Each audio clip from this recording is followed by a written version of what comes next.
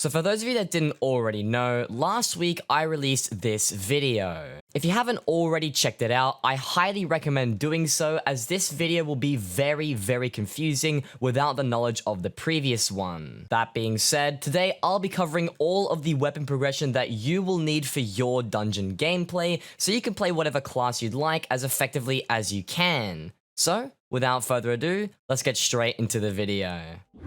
Alrighty, so as you can see, today's video is going to be another weapon progression guide, but this time I'm going to make it specifically focused around dungeons, and that way you guys will know what you can buy for all of the dungeon classes you want to play, depending on what stage of the game you're at and how much money you have. But before we do jump into all of the information that I have for today's video, I'm going to quickly give you guys a rundown of how I'm going to structure the following video. So to get things started, I'll be talking about the Berserker class first up. Then I'll talk about the Mage class, the Archer class, and then Healer and Tank as both a very similar class. I'm going to sort of talk about them at the same time. So I'll split it up into 4 parts, and each part will go from the early game up until the late and end game for every class that you would like to play. And I'll go into depth about the cost of items, when you should actually be using them, and all the other nitty-gritty details later on.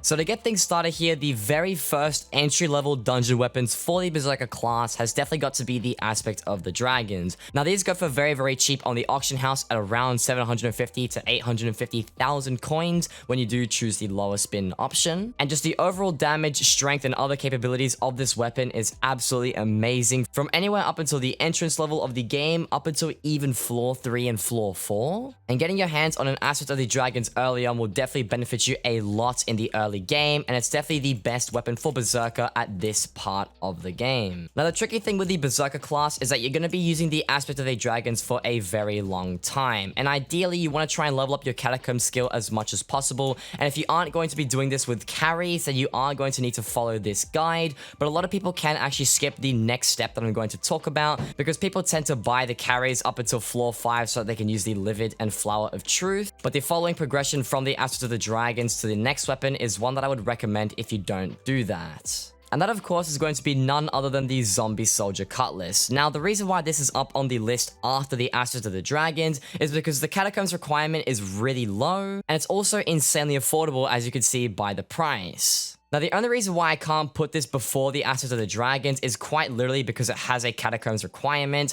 and you will be using the AOTD to try and get to that Catacombs requirement, but after the fact, you could swap over to the Zombie Soldier Cutlass, and it's going to play really well as a Berserker up until you can reach floor 5 and use the other better weapons. The beauty about this sword is the fact that it does have the 100% attack speed, and it does do more damage and has more strength inside of dungeons when you 5-star it, max it out, and you have a really good weapon. And if you do decide to go even higher than that, you could use a higher quality sword. These ones here are all top quality, perfect weapons, and if you do, for whatever reason, have the Catacombs requirement for it, you can go ahead with these. But as a more entry level and lower level weapon, you definitely want to use the rare ones, which are much easier to get a hold of. They still do really good damage. And the ability down the bottom there, Love Tap, where it heals you for 10 health when you do hit an entity, can be insanely powerful to pair with your lifesteal, and overall just works very well for survivability. And this weapon is definitely one that you should be using early on in the game. Now, next up on the list here, of course, we have none other than the Livid Dagger and the Flower of Truth. Now, for which one I would say you should buy first is completely up to you. To give you guys a brief rundown, the Livid Dagger has really powerful boss killing capabilities. The 100% attack speed and crit chance is very helpful for playing inside of dungeons. It's really good for bursting down mini bosses, and this weapon just works exceptionally well for all of that. While the Flower of Truth has a lot more strength, it's better paired with a Baby Yeti. It has insane room clearing potential, and overall just complements the Livid very well. So all in all, I would buy both of them at some point in the game, and you want to keep the Flower of Truth for pretty much the rest of your Skyblock journey. And the one that you buy first really doesn't matter. It just comes down to personal preference and which one that you would see yourself using more than the other. Now, next up on the list here for the Berserker class has definitely got to be the Shadow Fury. Now, the reason why I put the Shadow Fury after the Livid Dagger is because this weapon does do a lot more single target damage when you do use it with One for All. And similarly, the Reaper Scythe also has really good capability with the One for All enchant. Both the Reaper Scythe and the Shadow Fury are very comparable when you do decide to slap One for All on it and do put some stars, some hot potatoes, and some reforges. But of course, their abilities do vary. This one lets you teleport around multiple enemies, while the Reaper Scythe does let you spawn some extra summons if you do want to use those. So when it comes to picking a budget one-for-all weapon, it just really comes down to personal preference once again. Pick the one that either suits your budget better, it looks cooler to you, does more damage, whatever the case may be. They're both really solid options, and I would replace the Livid Dagger with either one of them. That being said though, I definitely suggest that you still keep your Flower of Truth. The Rune Clear on this is really helpful as a Berserker, and you do want to keep this throughout a lot of your dungeon gameplay, until of course you reach the final stage, which I'll cover later on in this video.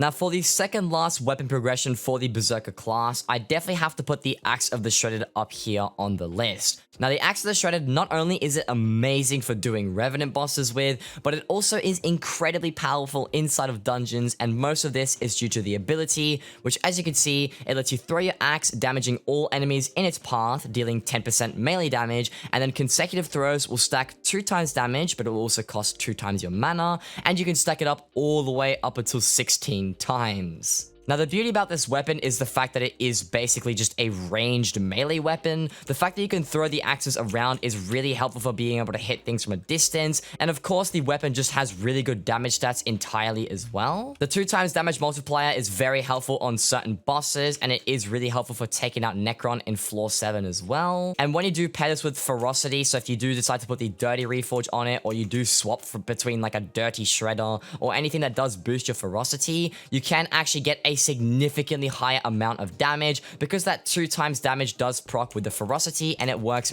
really, really well. But then, of course, the final weapon on this list for the Berserker class, the end-all, be-all, final endgame weapon, has definitely got to be the Valkyrie here. Now, the Valkyrie, of course, has a very hefty price tag of close to around 500 million coins, which, as you can see, are for these really maxed out ones. Now, the reason why you want to be buying a Valkyrie is because the Valkyrie does actually have the highest ferocity in the game for any weapon, both in and out of dungeons. Now, once you do decide to buy a Valkyrie, this is the stage of the game where you can replace the Flower of Truth, as you really won't be needing it for room clear anymore. The Valkyrie will do just that, and it will do it very, very well. And when you do have the highest ferocity weapon in the entire game, if you didn't hear what I said before about the Axe of the Shredded and the fact that it stacks with your ferocity, you can actually Valkyrie ferocity swap with the Axe of the Shredded. And I'm not sure how long this will be in the game for, or whether or not it's already been patched, but regardless, it still is an insane weapon and a must-have for the Berserker class. So if you're going with a more ferocity focused build, or you need any Necron blade to clear with, I would highly suggest the Valkyrie if you play Berserker. Now, one thing I want to just get out of the way really quickly here is that I do know that the Rend exploit does exist. Rend technically is the strongest weapon in the entire game, or really the strongest enchant, as it has capability of doing nonillions of damage and absolutely wiping out mobs. But the reason why I wouldn't include this on this list is because Rend is an exploit. It should get fixed sometime later down the line, and depending on when you watch this video, it may already be patched, or it might not be patched either way. But I'm not going to cover Rend in this video. You can always find tutorials and guides on it elsewhere, but I figured it was just worth mentioning either way.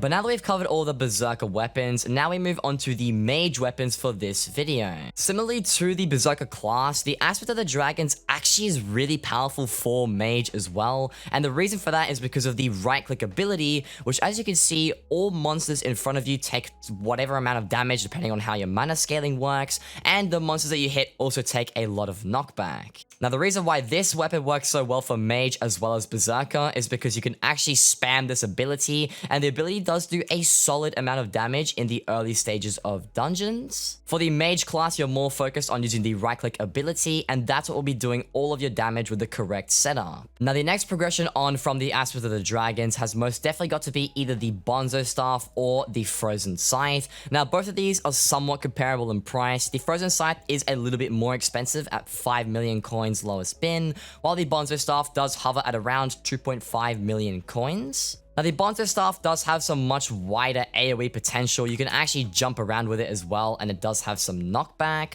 While the Frozen Scythe is very focused on piercing through enemies, it can hit lots of things at once, and it's really, really clean. So once again, this is a situation where it's just a personal preference thing. Pick the one that you like the most, the one that you think is better for you, as they're both very comparable options, and they both can be 5-starred and used later on. The Dreaded Sword is also another weapon that is worth mentioning, although this is a much cheaper version of the Bonzo Staff and should only be used if you're on a very tight budget. But the Catacombs requirement on this weapon is very low. It does do solid right-click damage as well. And when you pair the Dreadlord Sword with the correct mage setup, it's very comparable to the Bonzo Staff and the Frozen Scythe. Now, once you're ready to move on from the Bonzo or the Frozen Scythe, I would highly suggest you go ahead and pick up a Spirit Scepter. Now, these go for around 7.6 to 8 million coins lowest bin on the auction house, and this is a very solid right-click weapon. And the Guided Bat right-click ability there, where you shoot a guided Spirit Bat, which follows your aim and explodes for a certain amount of damage, is a tracking weapon, as the description does suggest, where it actually follows your cursor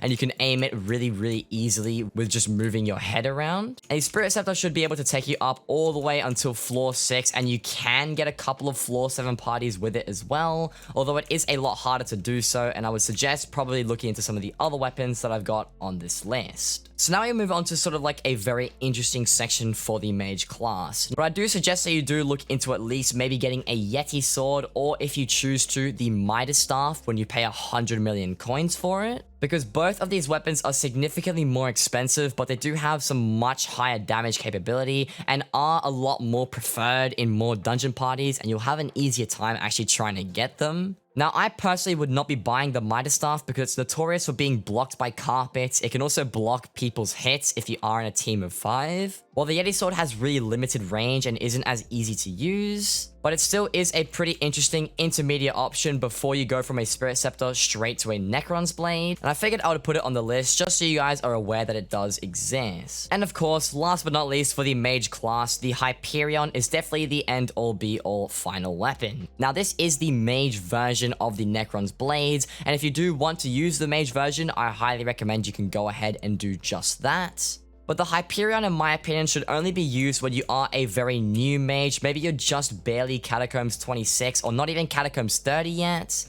And because of that, you are going to need a lot more damage to be able to kill things inside floor 7 and maybe some early master mode floors. But if you're like me and you already get plenty of mana and you can do lots of damage inside of dungeons with a mage setup, you can go ahead and buy either a Scylla or an Astria or a Valkyrie, whatever Necron Blade variant that you prefer.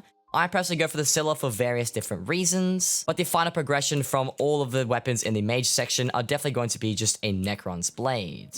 And now that we've covered all of the mage weapons, here we move on to the archer class, which in my opinion is the best class because it's the one that I've been playing ever since the alpha release of Dungeons. Now, when you do decide to get started as an archer, I highly recommend you pick up yourself a Hurricane Bow. Now, this thing is absolutely unreal. If you do decide to buy Rend to put on it, it makes it even stronger, and it has some incredible capability. But Rend is optional. I don't really expect anybody to do that, especially on such a cheap weapon that is going to get replaced and upgraded later down the line. But just buying a decent Hurricane Bow, get some kills on it, and just use it a little bit is super powerful. Having the 5 arrows at a time is really strong. And it basically acts like an early shotgun, which you could use to clear floors, kill bosses, and just do lots of damage with overall. Alongside the Hurricane Bow, you can also pick up any single target bow of your choice. The ones that I have here to showcase aren't really ones I would expect you to be buying, because the Spirit Bow, the Death Bow, and the Last Breath all have really high catacomb requirements. So for the early game players who are just getting started into dungeons and are able to run the archer class, the Magma Bow is a very great option. It's super cheap, as you can see, 230,000 coins lowest bin. It does great damage, it has single target capability, and it can be very helpful for having to snipe mobs from a long range, as the Hurricane Bow, like I said before, is more of a shotgun and only works in close range for bursting down mobs.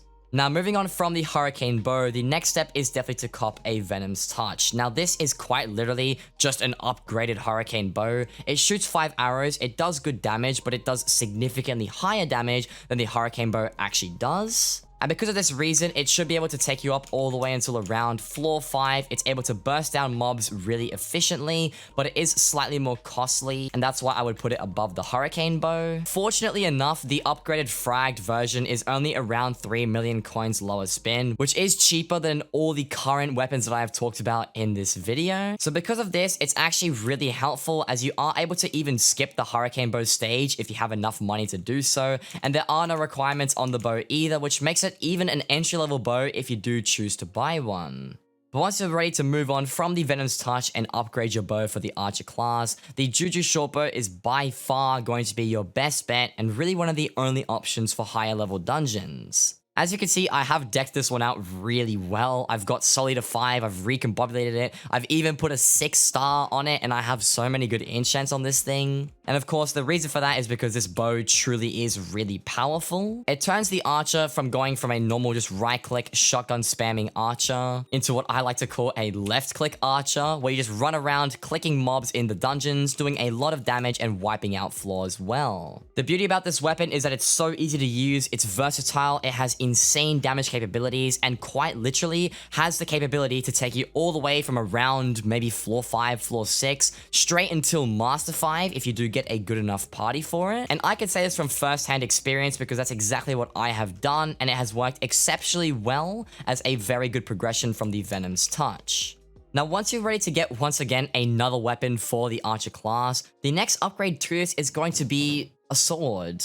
Now, you may be asking, why on earth would you want to be buying a sword for an Archer class if you're meant to be using a bow and arrow to kill things? Well, once again, like all of the other classes on this list, a Necron's Blade is almost essential for every class that you choose to play. Whether you buy a Scylla like myself, or a Hyperion, Valkyrie, or Estrella, depending on your own stats, the Necron's Blade just has that insane clear potential and is just really, really versatile and just necessary in higher level dungeons. So you want to be working towards buying any of the Necron Blades you can get your hands on and pair it with the Juju Shortbow to be as efficient as possible before you work towards the final upgrade that I'm about to cover right now. And that, of course, is none other than the Terminator bow. Now, as you can see, this bow is pretty expensive, to say the least. Now, Terminator being almost 1 billion coins in price obviously is out of reach for a lot of people, but being the final end-all be-all best bow in the entire game, it would make sense that it has a very hefty price tag. Now, the reason why the Terminator is such a good weapon is because it's literally just the Juju Shortbow if it was like 100 times stronger. The Juju Shortbow only shoots 1 arrow at a time, which I'm demonstrating right now, while the Terminator has the capability to shoot 3 arrows at one given time. It shoots a lot quicker and it has some insane damage stats as well. And of course, for that reason, using a Terminator with a Necron's Blade is the final setup for the Archer class, and it's the one that all the high level players do use to complete Master 4, 6, and hopefully Master 7 when that is released. And now that I've gone ahead and covered all of the weapons for the Archer class, this leaves us with the final stage of the video, being the Healer and the Tank class. Now, this may come across as a little bit upsetting because the Healer and the Tank class actually don't really have that many weapons to them. The weapons that the Healer and the Tank class kinda have that are worth picking up at some stage of the game are the Fell Sword for the Healer and the Earth Shard for the Tank. But the Fell Sword is a really odd weapon. It only really works when you're Catacombs 20 because that is the requirement. And if you do deck one out, max it out, get all the kills on it, and do properly max this thing out, it does do more damage than a Liver Dagger and a lot of other weapons, but this only comes into play once you're floor 5 and above, and it kind of gets removed once you're in floor 7 because you don't need it after that stage. The Earth Shard is a little bit different, as you can pick this one up a little bit earlier on. I'm not too sure about the Catacombs requirements, but my editor will overlay it on the screen. And I have heard that this is really powerful in Master Mode, as reducing the cooldown of Seismic Wave is very useful. But aside from these two weapons, the Healer and the Tank class actually mimic either the Mage or the Berserker class, and at times even the Archer class. Now, what do I mean by this? How on earth does the Healer and Tank class mimic the other ones that I've covered? Well, basically, what people tend to do is actually run a Berserker Tank or a Mage Tank, and same goes for the Berserker Healer and Mage Healer. I've even seen Healers and Tanks using a Juju Shortbow because the Juju Shortbow is just that powerful. And realistically, you just have a lot of free reign with both of these classes. You're not really bound to any specific weapons. You can sort of pick and choose whatever you like to and just run the correct setups for them.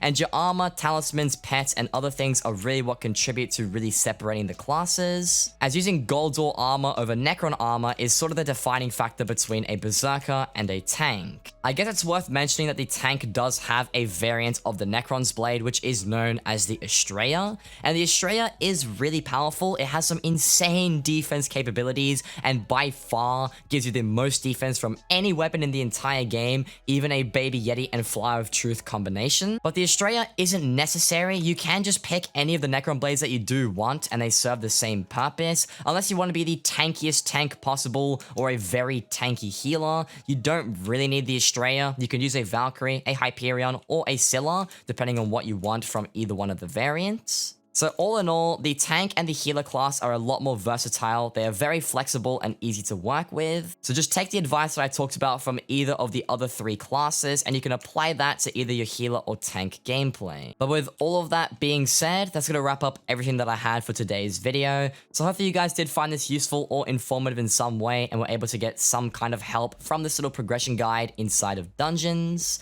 If you did find it helpful, then please do leave a like and consider subscribing to the channel, as I make these Hypixel Skyblock videos every Wednesdays and Fridays. And if you think I missed something or I gave some false information, or you'd like to clarify any of the points that I made in today's video, feel free to leave it down in the comment section below, or visit me live when I stream over on Twitch. I stream every Friday, Saturday, and Sunday. The links are down in the description below. I'm always happy to talk about these things because really the point of these videos is to just open up some discussion. But once again, with all that being said, that's going to wrap up everything that I had for today's video. And as always, take care and peace. Of course. Wait, what does this button do? If I do this, does this do anything? Oh my god, guys, what's going on? No way. You wanna hear my keyboard?